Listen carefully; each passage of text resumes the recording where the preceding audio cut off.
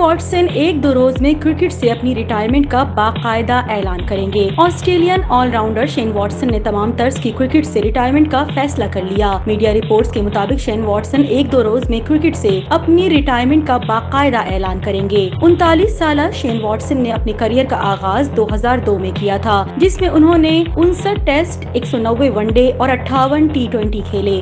Shane Watson ने 2015 में international cricket से रिटायरमेंट ली थी, जिसके बाद वो दुनिया भर में होने वाले T20 लीग्स में एक्शन में दिखाई दिए। Watson Pakistan super league PSL में कोयटा ग्लेडिएटर्स की नुमाइंदगी करते रहे हैं, जबकि शेन वॉटसन आखिरी मर्तबा भारतीय T20 लीग में एक्शन में दिखाई दिए थे।